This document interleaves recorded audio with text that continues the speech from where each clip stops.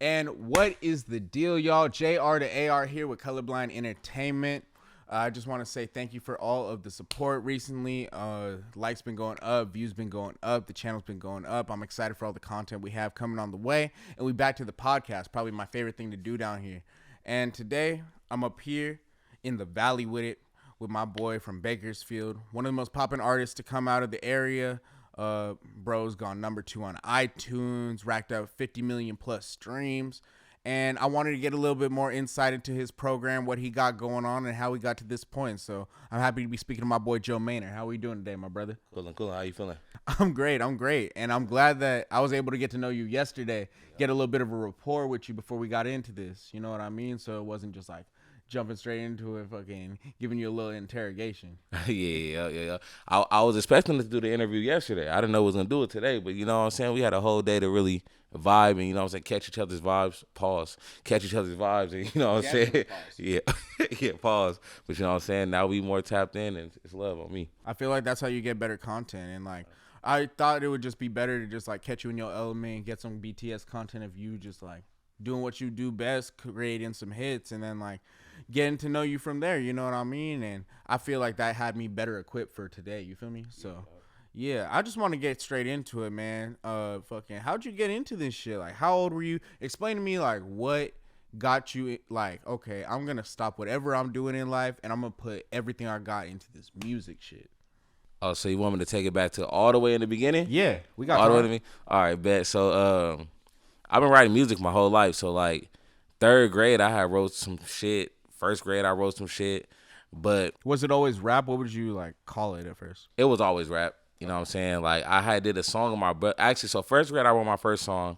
3rd grade, my brother wrote a hook for me because he wanted a little kid voice on one of his songs. So I did this little hook. I ain't gonna say what the lyrics was. It was kind of wild, but for 3rd grade, yeah, they were 8-year-old out of pocket, huh? Nah, I wasn't popping shit at all. I would just they just sound crazy if I say them now being older. You feel me? Oh, but yeah, it's a little dated, huh? Yeah, it's a little bit dated, but yeah, so that happened, and then like my whole life I had always kind of been like a freestyler, like in like, you know, middle school and shit, and then like high school, same shit. Then 12th grade I kind of started like making music, but I wasn't taking it serious. I didn't take it serious, I would say, until like 2017, 2018 when like I had quit my job, you know what I'm saying? Once I quit my job and then like I really... Where were you working? I was working with autistic kids. I was a behavioral technician, right? Yeah, I think that's the name. Yeah, I did that for a year and a half right out of high school. So how do you feel about it? I feel like that's one of the positions where you really learn a lot of patience. Yep.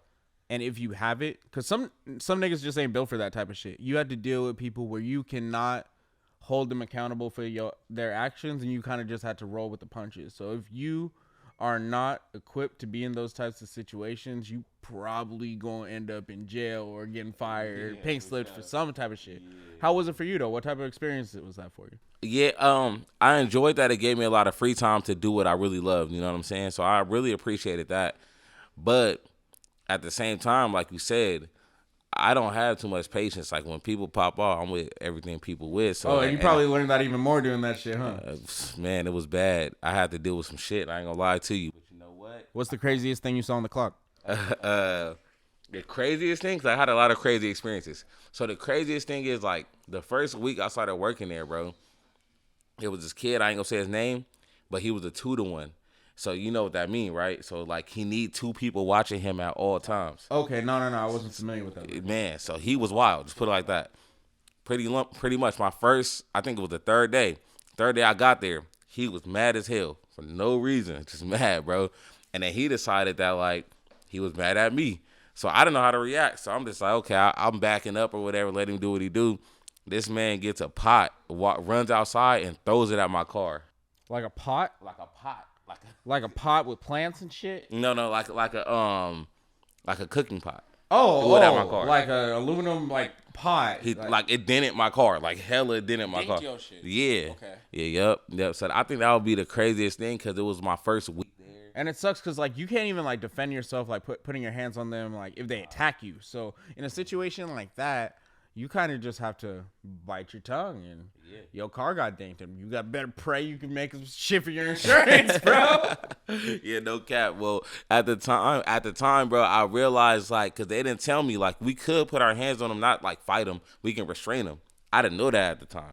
In San Diego City School District, you couldn't even restrain them, bro. Say, oh my a kid God. just like wailed on you, started like going off on you in the locker room, bro. Yeah. You put your arms up.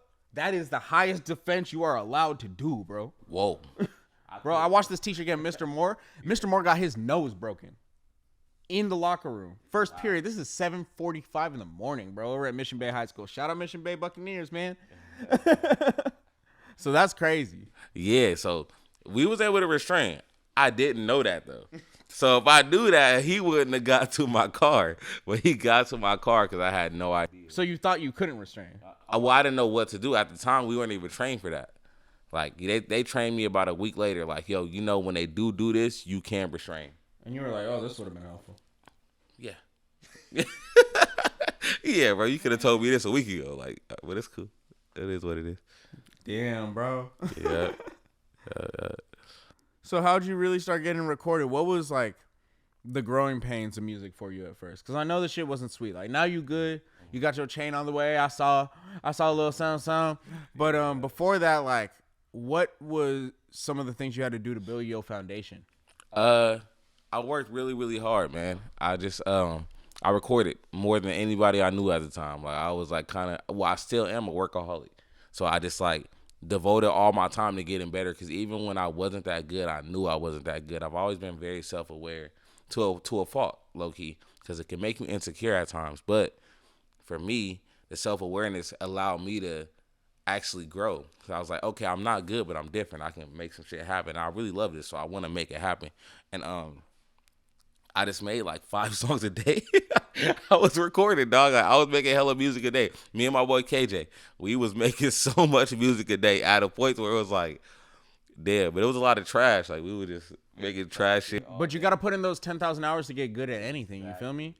Were you having to come out of pocket, or were you going to like the homie's home studio and being trash there? So it was the homie's home studio. Okay, so at least it wasn't expensive to be trash. You feel me? Yeah, no facts. Like, it was a cost-effective way to like get your skills up. Yeah, it was growing pains for sure. For sure, it was growing pains. I feel like a lot of niggas don't succeed for the sole fact they don't want to go through those hard times, where it's just like they don't want to suck for a little bit to get good at something. You know what I mean? And funny enough, I wasn't one of them niggas who had it. You know what I'm saying? I wasn't one of them niggas who just had it. You know, I wish I was. Some of these niggas just have it when they start. But I wasn't one of them, and I had to figure this shit out. I had to figure out what I wanted to sound like, what I wanted to talk about, or even just how I wanted people to see me as an artist. I didn't know what the fuck I wanted. I wanted to be Party Next Wiz. I wanted to be some other shit, bro. Like, I didn't know what the fuck I wanted, bro. And that takes like so much time. I feel like the hardest thing for an artist is to make themselves distinguishable in a lineup, to have that sense of identity where it's like, when I come on a track, even if you don't see me on the track list, you are going to know I'm here because of who I am. Oh, me. And there's so many layers to that. Like you said, how you present yourself to the fans. Like, once you're an artist and you have like, I want to say past like 7,500 followers, right? Yep. You have to be very cognizant of what you post on your social media, what you put on your story, what you decide to repost for promo, because that is all something that is a reflection of yourself. Yep. So, and everything's about perception. Absolutely. Yeah, no, I feel that for sure. And once you're in the back ends of it, you see it. You probably see it more than me. You've been out here for a minute. Mm-hmm. Like, just artists who know how to play the game really well and make shit look like it's super sweet, but then they get on them calls and they're like, okay, I have like $6,000 of bills and I only have $3,800 comes in this month, and I don't know how this shit about to work. I ain't pawning shit. I might have to run this bank play or something. Yeah. Well, see, I've been there before, to where, like, you know, because obviously clout comes before you get famous. So, like, I mean, said that completely wrong. My bad. Clout comes before money. So, like, I was getting some type of clout and people expecting me to live a certain way. And I had to try to keep up with that. And it was like you said, I was probably making $2,500 a month one month, but I was trying to live a $7,000 lifestyle. And, you know, I had to figure it out. You know, it's all part of the game, though. You figure it out as you go. If you're a real hustler, you're going to figure it out.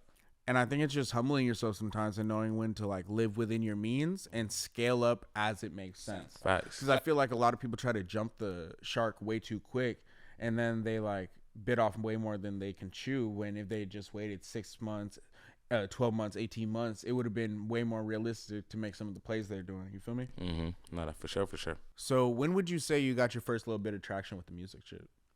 I would say 2018. I dropped a song with Mike Sherm called "Say Less." And how'd that come into play? Like, did you buy a feature? Did he? Yeah, it was that. Me and my manager at the time, we just was like, "Yo, Mike Sherm would sound good on this," and then we. And this is a different manager than Nate, cause I fuck with. No, it's Nate. Oh, okay, cool. Yeah. Y'all go way back. Yeah, that's my guy for sure. Yeah, the GOAT, man. Shout out to Loud too, by the way. Shout out to that Loud Pack, man. You feel me? But yeah, no, we decided he'll be good for the song. We seen what his price was, and then we sent him the song. He was really rocking with the song too. So like since then, me and Mike Sherman been locked in. But yeah, paid the price, and it was worth it. I made way more money than we paid off that song. You know what I'm saying? Can you talk about the importance of paying for features? Because I feel like a lot of motherfuckers are too prideful to do that, and if they took their drug budget for 30 days and put it into features and studio time and videos, they could literally level up. Yeah, I mean, also so before you get there, you gotta have good music though. So the music gotta be kind of right. You know what I'm saying? Don't just pay for a feature if you're just super ass. It won't do anything for you, because obviously nobody's gonna want to be your fan off of, even if they're their fan listening to that song because they're their fan, they're not gonna want to gravitate to you. So get your music right first, and then after that, pay for a feature. There's nothing wrong with paying for features. Just so you know, we all do it. I don't care how big you get. Literally, the biggest people pay for features. Everybody does. Everybody does it. And then pay for a feature, pay for some promo, and that's, get some traction. You know what I'm saying? Like I said, that was my first bit of traction. I went from getting like 4,000 or 5,000 views a song, and then when that song came out, that shit hit like 500K in like 2-3 months. That must have tripped you out, huh? Bro, I was fucking tweaking, dog. I was like, oh my God, because as a rapper from Bakersfield, I was the first to do even that. So it's like kind of crazy to see that. So like, yeah, yo, like, man, that shit is so worth it. I like, do not be too prideful, like he was saying. Don't be too prideful. Pay for them features, man. Do what you got to do to get yourself up there, bro. It's an investment, yo. At the end of the day, you got to see, like, how big do I see myself and how much am I willing to put into myself to make that happen? Facts. And if you can't put that bread up for something you want to happen, then it wasn't meant to be. You feel me? Facts on me. And that's something with you, like, you have a catalog of features. Like I was telling you yesterday when I was listening to your album, you have some uncredited features. Yeah. Like track 2 on your track from album from 2021 that has the game on it, right? That was from this year, but yeah, it has the game on it. Yeah. How'd that come together? Just one of those situations where I hit him up, and then he had kind of been familiar with me then, so he lowered the price like a shit ton, and that's But at the time we was getting it out, he was on that what is that shit called, like a press run. And like we couldn't get in touch with him to clear the feature, but he hit me up after. So yeah, the feature never got cleared. That's why I just dropped the shit without his name on it. Didn't give a fuck. You're like, this shit's going out. Nah, it's just going out. You feel me? So hey, as long as you got his cosign at the end of the day, that's all that matters. He didn't take it down. You feel me? Yeah, facts on me. What's been the most surreal feature to you that you've come in contact with? Most surreal feature? Let me see. I feel like RJ was super dope to me, and that ain't my biggest feature I have, but RJ was so dope to me because in high school, RJ was that nigga in Bakersfield. You feel me? RJ was that nigga in Dago too. Don't get it twisted. What? RJ was that nigga. So when I got the RJ feature, bro, I was like, nigga, this shit is crazy, bro. Like, we making some shit, you know what I'm saying? Making some shit happen. But my favorite feature recently I got, me and Big Sad got a song coming out. That's my dog. I'm a really big Sad fan. And me and Big Sad got some shit coming. So I'm really excited about that. I need to tell you sometime about the shootout I got in Arizona. With Big Sad? On the way to meet Big Sad. I was on shrooms with a bunch of Playboy Crip niggas, and we were on the way to meet Big Sad, and then like one thing led to another, and someone put someone's Hennessy bottle through someone's windshield, and then we ended up in a high-speed chase, and then we got pulled over, and then one thing led to another. I'm the only one with a license and registration. I'm off an eighth of shrooms in the back seat. Now I'm in the front seat because they say I'm the only one who could drive the Escalade. Oh my God. God. I pull up to Tempe, Arizona, to this barbershop. Yeah. It's just Big Shad with no shirt with a bag of fucking seafood. Outside the barbershop, like, hey, you want some crawfish, nigga? Oh, bro, Shout out Big Sad 1900. I didn't expect that story to get there. I'm not gonna lie to y'all. I swear to God. I'm gonna tag him when I post this, so we can recall this because that shit was crazy. Wait, I'm just tweaking. So like when you walked in, he just had the bag of seafood ready. He was for you? outside the barber shop eating his crawfish and crab legs and sausage and shit out the fucking plastic bag, bro. Yeah, Big Sam be on some player shit. Nigga, that makes sense. Yeah, bro. He be on some ghetto fabulous shit, bro. That nigga really make his money. He's that guy for sure. How'd that connection happen? My homie Jay Vuitton. My homie Jay Vuitton is, you know what I'm saying? He's that guy and what he does. And, yeah. That's hard. That's hard. Yeah. You know I need to ask you about Benny Sullivan, right? Oh, yeah, of course. Okay, so that's my brother. For those who don't know, who is Benny Sullivan? And then how did you meet and start making music to the point you have like a tape and some motion with each other? Okay, yeah. Benny Sullivan, he's a YouTuber. Really big YouTuber. A lot of you guys might know him. He just does this thing, man. He's been popping for a minute doing YouTube. But we linked because he had hit me up one day randomly. After he put one of my songs in his vlog. So I got a song called Midnight. He had put one of my songs in his vlogs called it's a song I got with Blast and Mike Sherm called Midnight. The Mike Sherm songs be doing it for you. Yeah. Me and Mike Sherm got some shit together, man. We didn't came up together. But yeah, Blast, Mike Sherm, that song he put in his vlog. I hit him up just like thanking him one day, like, yo, I appreciate you for doing that. Then he hit me and was like, yo, I'll be in Bakersfield sometimes, like I'm gonna tap in with you. So I was like, it's good. So like he decided to actually tap in with me like a week. He decided to actually tap in with me like a week later, and he was like, yo, like I'm ready to do my first song. Like, can you help me out? I was like, yeah, I got you. Like, he said, I want you to be on it. Oh yeah, of course. And then so we decided to link. We made that song, and the rest of it in history. We've been solid ever since, bro. Like me and Benny, that's my coolest. Like, I wouldn't even call him an industry friend. That's really my brother. You feel me? But yeah, he's the one that really got me like outside of like my music. He really got me like some clout. You feel me? Like he helped me a lot through different spectrums. You were explaining to me like he was like your entry point to a lot of like influencers and stuff like that. And people don't understand the importance of that if they've never actually gotten into those circles. And like he was the one that like really introduced me to everybody I know damn near in the industry. Other than like the rap, I mean outside of the rapping shit. He introduced me to everybody, bro. Like he like put me on game, bro. And I'll be forever indebted in my heart to that nigga, bro. You feel me? That'll be forever my dog because of that. Like, and y'all did some timeless shit. You feel me? Like, whose idea was it to do a full tape? It was both of ours. We were just in the studio working. Bro. Like we worked so hard together. We were just like, yeah, why not just make a tape, bro? Like we made a tape, and that shit did some shit that we never seen in my city before. So broke some fucking barriers, bro. Facts. One thing, as someone who recently signed, we did a little joint venture with me and my boy 22 G-Face. Shout out 22. Shout out that guy. He's hard. By the way, bro, Cole. We definitely got to get some shit in soon. But sure.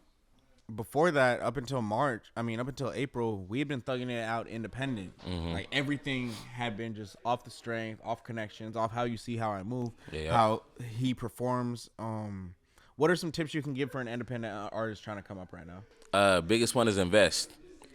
Don't be scared to invest. You know what I'm saying? They like you said, people be too prideful to invest in this, but investing is literally the number one thing. Invest, take a step back, realize if your craft is good enough. And then, link with some people that can help you make the right moves, build a team. And I feel like those three things, if you have those, you'll get somewhere. I'm not going to say you're going to make it because, winning the chip is hard.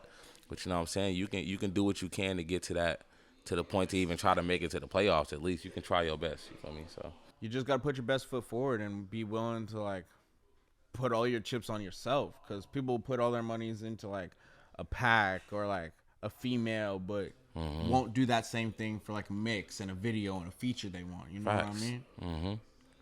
Thank you. That's a pleasure. I appreciate you coming here, bro. Let them know where they can find you, and we're gonna call it a night. Oh yeah, it's good. So Joe Maynor on everything, man. Joe_Maynor on Instagram. Joe Maynor HR on Twitter. Joe Maynor just normal on TikTok, and then Joe Maynor normal on everything else, man. Everywhere you can just check me out, bro. And please run that Heartbreak is Ghetto tape. That's actually one of my top 10 tapes of 2022 so far. Appreciate that. I didn't mention that to you before, but I've been running that shit back from front to back. So, appreciate that, bro. I really appreciate you for the interview, for putting together cohesive bodies of work. Yeah. And really just like setting a precedent out in the city of Bakersfield, man. Thank you, bro. It's been JR the AR with Joe Maynor, and you watching Colorblind Entertainment. Stay tuned for the next one. It's love.